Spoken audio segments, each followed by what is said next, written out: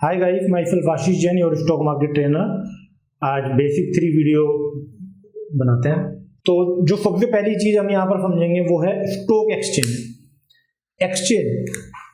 Exchange मतलब मंडी, जहां पर जैसे आपने सुना होगा कोई सब्जी की बड़ी मंडी है जिसके अंदर अगर कोई सब्जी बेचना चाहता है तो वहां पर जाता है, या कोई सब्जी खरीदना चाहता है तो वहां पर जाता है।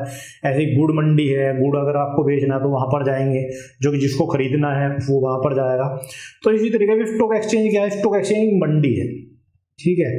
तो यहाँ पर और जो मंडियां हैं वो फिजिकल मंडियां हैं, और हमारा जो स्टॉक एक्सचेंज है वो एक इलेक्ट्रॉनिक मंडी है। यानी यहाँ पर खरीदने और बेचने के जो सौदे हैं वो आपको इलेक्ट्रॉनिक मेथड से ही लगाने हैं। फ्रॉम 2001 से पहले कुछ फिजिकल ट्रेड भी स्टॉक एक्सचेंज में हुआ करते थे, लेकिन 2001 से सारे जो ट्रेड हैं वो सारे के सारे इलेक्ट्रॉनिक मीन से ट्रेड आप कर सकते हो।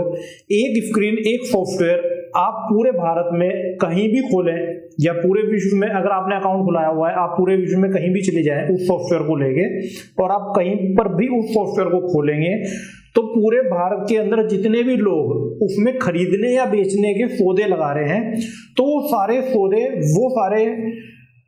सौदे आपको वहां पर स्क्रीन पर उस स्क्रिप्ट के अंदर दिखाई देंगे। तो हमने यहाँ पर एक वर्ड और यूज किया, स्क्रिप्ट यानी वो शेयर। जैसे हम बोलते हैं मंडी में जा रहे हैं, ठीक है, तो मंडी में क्या खरीदने बेचने जा रहे हैं? मान लो गुड़ खरीदने और बेचने जा रहे हैं, तो गुड़ क्या है? एक स्क्रिप्ट है। तो इसी तरीके से स्टॉक एक्सचेंज पर जितने भी शेयर ट्रेड होते हैं, जितने भी कॉन्ट्रैक्ट ट्रेड होते हैं, उन सब कॉन्ट्रैक्ट को हम स्क्रिप्ट कहते हैं, चाहे वो कोई डिबेंचर हो या कोई एक्सचेंज ट्रेडेड फंड हो। एक वर्ड और यहां पर हमने ऐड कर दिया, ETF यानी एक्सचेंज ट्रेडेड फंड। वो म्यूचुअल फंड जो आप अपने जो स्क्रीन मतलब जो स्टॉक एक्सचेंज ने सॉफ्टवेयर आपको प्रोवाइड करा है, उस सॉफ्टवेयर के माध्यम से आप जो खरीद बेच कर सकते हो जिन म्यूचुअल फंड की, उसको हम कहते हैं एक्सचेंज ट्रेडेड फंड, यानी एक्सचेंज पर ट्रेड होने वाला fund, exchange traded fund. Stock exchange ऐसे तो बहुत सारे रीजनल स्टॉक एक्सचेंजेस थे पहले, करीब 26 stock exchange, Delhi stock exchange, Meerut stock exchange and 26 stock exchange पहले भारत में थे। तो अब उनमें से कुछ स्टॉक एक्सचेंज हो सकता है फंक्शन कर रहे हो, कुछ हो सकता है कि फंक्शन ना कर रहे हो, लेकिन जो सबसे बड़े 2 स्टॉक एक्सचेंज है जो कि फुल्ली इलेक्ट्रॉनिक है, नेशनल स्टॉक एक्सचेंज और बॉम्बे स्टॉक एक्सचेंज। तो हम जो बात करेंगे वो सिर्फ 2 स्टॉक एक्सचेंजेस की यहां पर करेंगे, नेशनल स्टॉक एक्सचेंज और बॉम्बे स्टॉक एक्सचेंज, NSE यानी नेशनल स्टॉक एक्सचेंज, और BSE यानी बॉम्बे स्टॉक एक्सचेंज। तो आपको नाम से लग रहा होगा BSE यानी बॉम्बे, यानी वहां पर बॉम्बे से कोई लेना देना है। बॉम्बे से कोई लेना देना नहीं है, बॉम्बे से सिर्फ इतना ही लेना देना है कि बॉम्बे स्टॉक एक्सचेंज के जो हेडक्वार्टर्स हैं वो मुंबई में है, और नेशनल स्टॉक एक्सचेंज के जो हेडक्वार्टर हैं वो दिल्ली में है। दोनों ही स्टॉक एक्सचेंज पूरे भारत के अंदर चलते हैं, और दोनों नेशनलाइज्ड स्टॉक एक्सचेंज हैं। दोनों स्टॉक एक्सचेंज पर वैसे तो नेशनल स्टॉक एक्सचेंज पर करीब 90% वॉल्यूम नेशनल स्टॉक एक्सचेंज पर है और 20% वॉल्यूम बॉम्बे स्टॉक एक्सचेंज पर है। लेकिन Bombay stock exchange national stock exchange से भी पुराना एक्सचेंज है। जहां पर बॉम्बे स्टॉक एक्सचेंज है उस स्ट्रीट को बोला जाता है दलाल स्ट्रीट। तो बॉम्बे स्टॉक एक्सचेंज पर नेशनल स्टॉक एक्सचेंज से भी ज्यादा कंपनियां लिस्टेड हैं, यानी स्क्रिप्ट वहां पर छोटी छोटी कंपनियां बहुत सारी बॉम्बे स्टॉक एक्सचेंज पर लिस्ट हैं। नेशनल स्टॉक एक्सचेंज पर कंपनियां कम है। नेशनल स्टॉक एक्सचेंज पर अगर 3000 कंपनियां लिस्टेड हैं, तो बॉम्बे स्टॉक एक्सचेंज पे करीब 5 से 6000 कंपनियां लिस्टेड हैं। कुछ कंपनियां आप ऐसा देखेंगे कि उनके शेयर बॉम्बे स्टॉक एक्सचेंज पर ट्रेड होते हैं लेकिन नेशनल स्टॉक एक्सचेंज पर ट्रेड नहीं होते। लेकिन जनरली वो सभी कंपनियां जो कि नेशनल स्टॉक एक्सचेंज में ट्रेड होती है वो सारी की सारी बॉम्बे स्टॉक एक्सचेंज पर ट्रेड होती है, कुछ एक आधी कंपनी को छोड़ दिया जाए तो। तो दूसरी चीज हम समझेंगे यहाँ पर टर्नओवर। तो स्टॉक एक्सचेंज, जैसे मैंने बताया, स्टॉक एक्सचेंज कुछ नहीं है। स्टॉक एक्सचेंज एक मंडी है, एक प्लेटफॉर्म है जो कि एक बायर को और एक सेलर को एक जगह लेके आता है। यानी अगर आपको शेयर खरीदने हैं या शेयर बेचने हैं तो नेशनल स्टॉक एक्सचेंज ब्रोकर्स के थ्रू आपको एक सॉफ्टवेयर प्रोवाइड करेगा। अब यहां पर एक वर्ड आया ब्रोकर, इसको भी हम डिस्कस कर लेते हैं। ब्रोकर क्या होता है?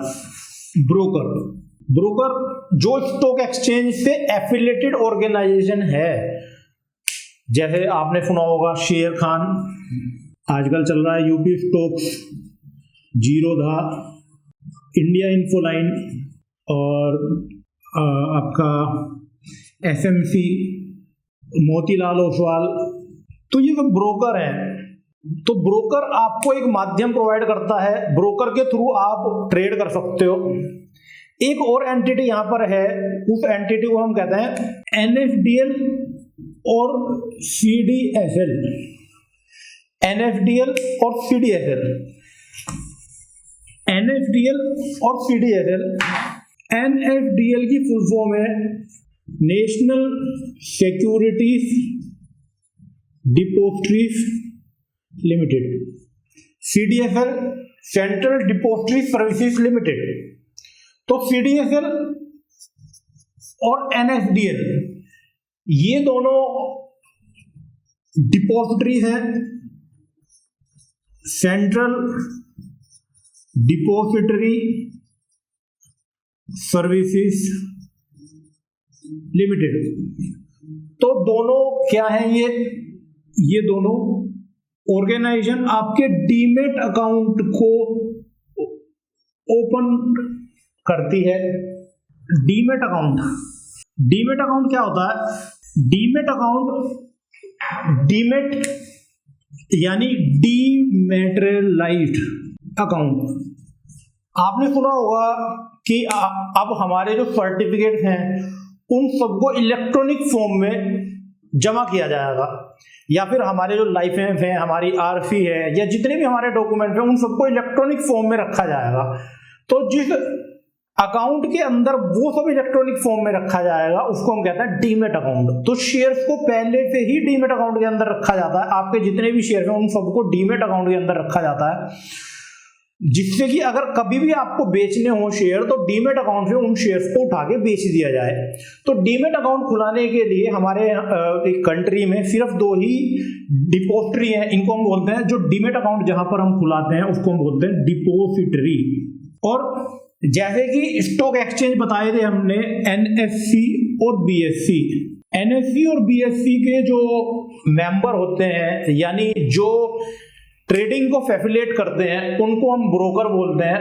और डिपोजिटरी के लिए जो डीमेट अकाउंट ओपन करते हैं उनको हम डिपोजिटरी पार्टिसिपेंट बोलते हैं।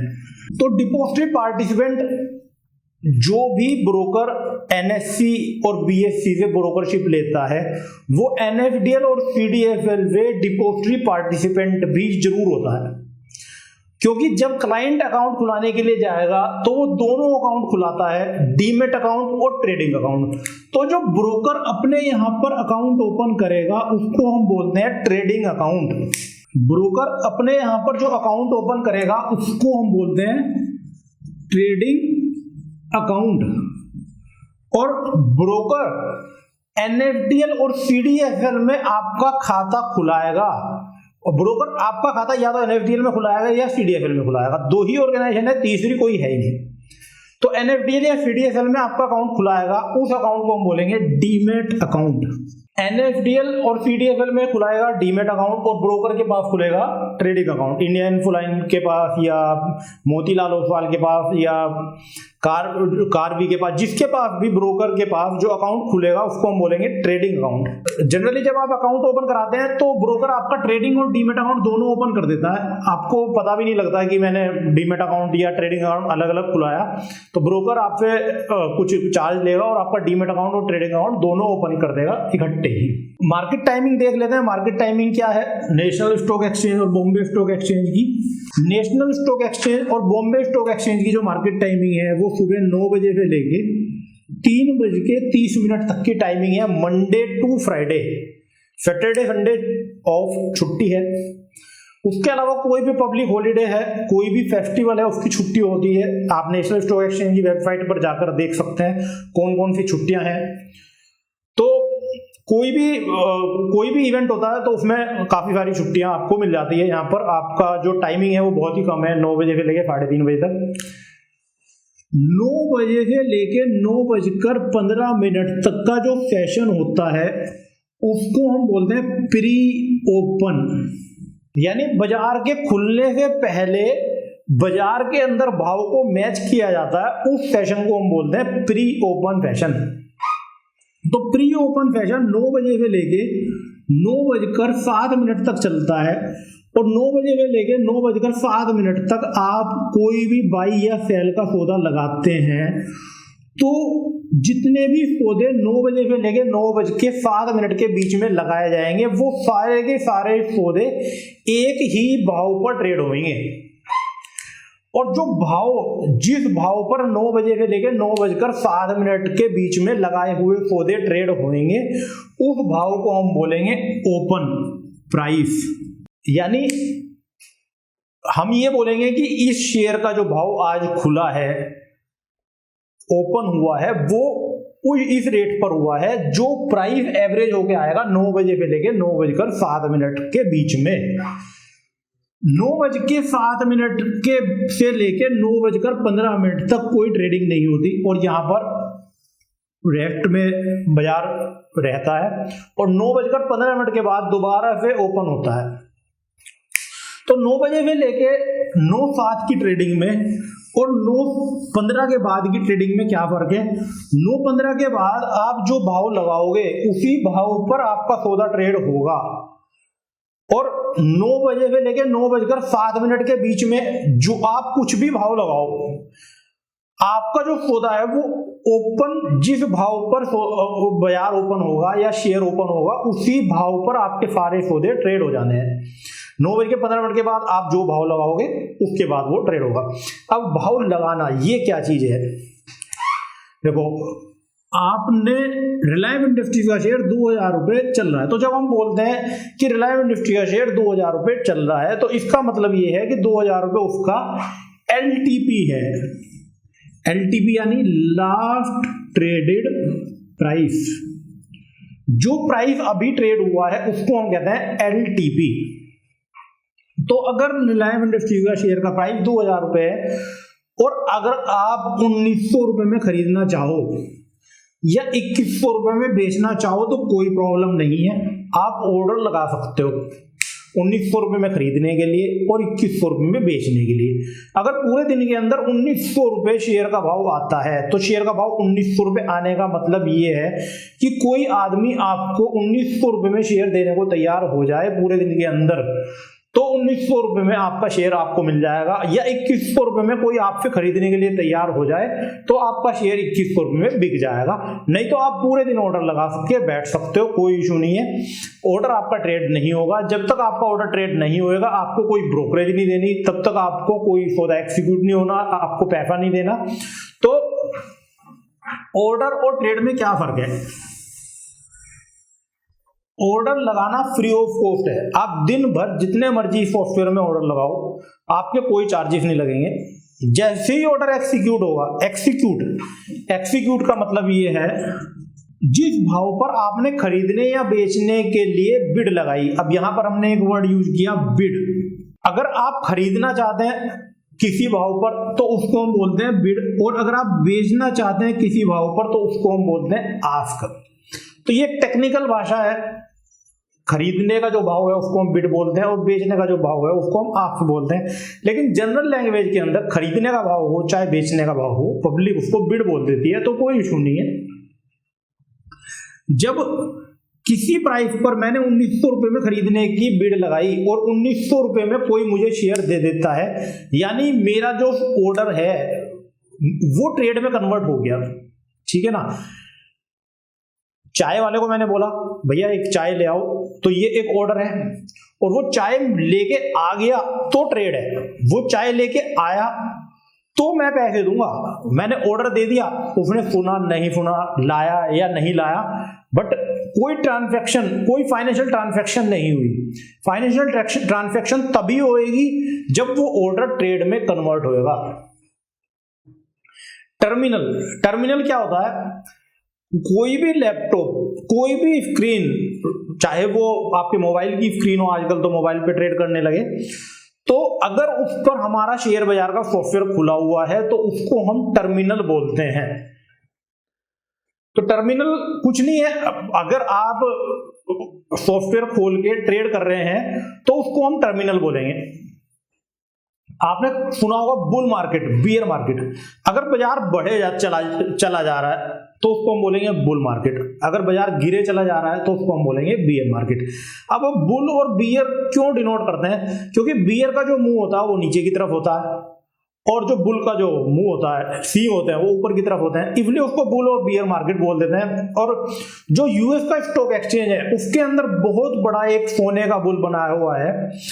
तो यहां पर भी अपने जो national stock exchange, Bombay stock exchange है, उसके बाहर भी बुल बना दिया उसको देखकर, और बुल मार्केट और बियर मार्केट बोलने लगे। तो बुल मतलब तेजी में, और बियर मार्केट मतलब मंदी में। ठीक है, तो अभी आज हमने यही चीजें सीखी कि ब्रोकर क्या होता है। तो जो स्टॉक एक्सचेंज है, मेंबर होता है स्टॉक एक्सचेंज है, जिसने एक टिकट बोलते हैं हम इसको, टिकट मतलब जिसने उसकी मेंबरशिप ली हुई है उसको हम बोलते हैं टिकट टेक्निकल भाषा में।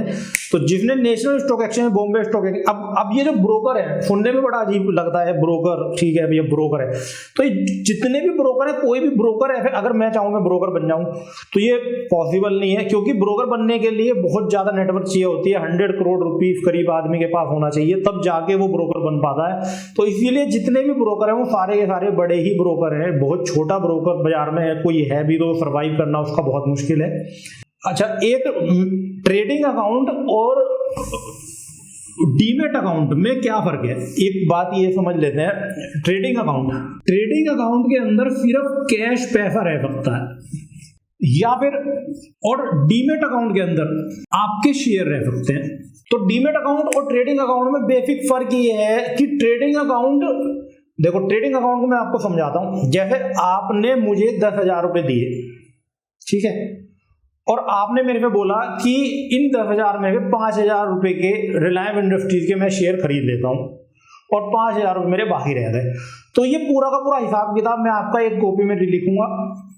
तो यही काम ब्रोकर करता है। ब्रोकर अपने यहां पर एक अकाउंट खोल लेता है, और जो भी आपकी और उसकी लेन देन होती है वो सारे ट्रांजैक्शन वो कॉपी में लिखता रहता है। उस अकाउंट को हम बोलते हैं ट्रेडिंग अकाउंट। तो क्योंकि ब्रोकर काफी बड़े बड़े ब्रोकर हैं, उनके पास n नंबर ऑफ क्लाइंट्स हैं, तो उनको मैनेज करने के लिए वो सारा कॉपी में ना लिख के वो सारा का सारा ट्रेडिंग सॉफ्टवेयर, वो सारा का सारा सॉफ्टवेयर में जमा होता है।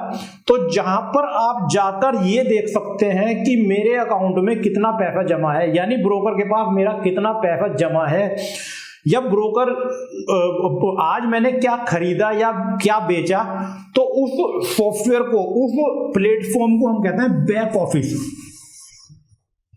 तो ब्रोकर आपसे बोलेगा कि बैक ऑफिस ओपन करके देख लीजिए कि आपके अकाउंट में कितने पैसे जमा है। इसका मतलब ये है कि आपने ब्रोकर को कितने पैसे दिए हुए हैं, या अभी ब्रोकर को आपसे कितने पैसे लेने हैं। तो ये सारी इंफॉर्मेशन आपको बैक ऑफिस में मिलेगी।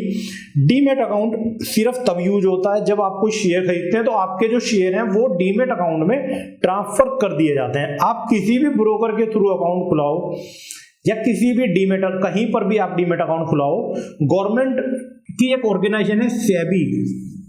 सेबी की फुल फॉर्म है securities exchange board of India.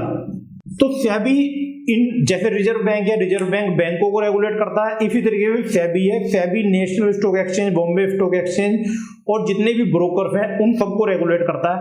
तो आप किसी भी ब्रोकर के थ्रू अकाउंट खुलाओ, कोई इशू नहीं है। आपका जो पैसा है और आपके जो शेयर हैं वो सुरक्षित हैं।